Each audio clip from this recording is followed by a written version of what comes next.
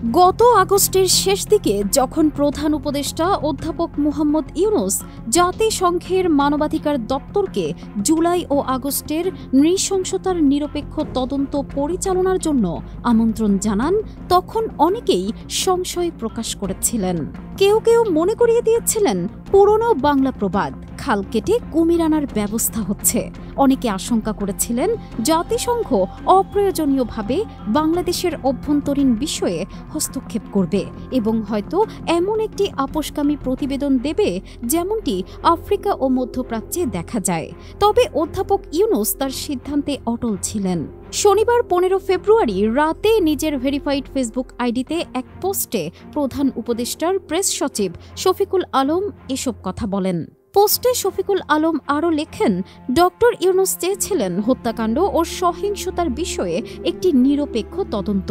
তার বিশ্বাস ছিল জাতিসংঘের মানবাধিকার দপ্তরই একমাত্র সংস্থা যারা এমন সত্য উদ্ঘাটন করতে পারে।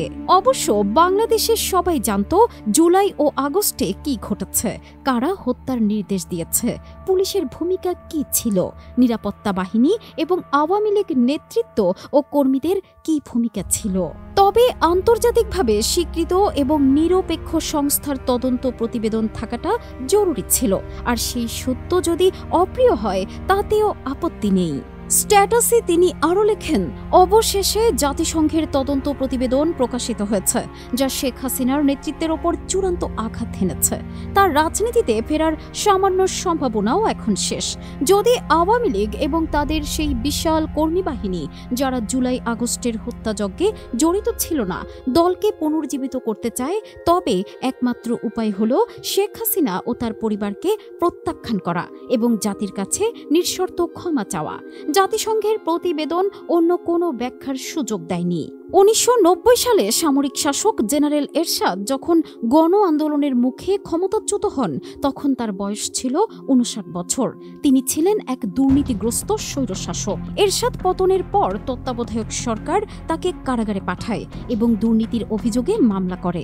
পরবর্তীতে খালেদা জিয়ার সরকারও এই নীতি অনুসরণ করে। বিএনপি ও আওয়ামী লীগ এরশাদের জাতীয় পার্টির শীর্ষ নেতাদের দলে টেনে নেয়, ফলে এরশাদকে কিছু তরুণ ও বিশ্বস্ত নেতাদের ওপর নির্ভর করতে হয়।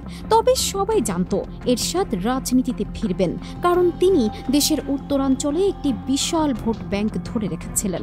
শেষ পর্যন্ত তিনি রাজনীতিতে প্রত্যাবর্তন করেন এবং প্রায় 2 দশক ধরে বাংলাদেশের রাজনীতির কিংমেকার হিসেবে রয়ে যান।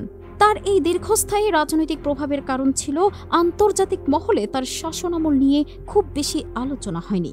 মানবাধিকার লঙ্ঘনের জন্য তিনি তীব্র নিন্দার মুখে পড়েননি।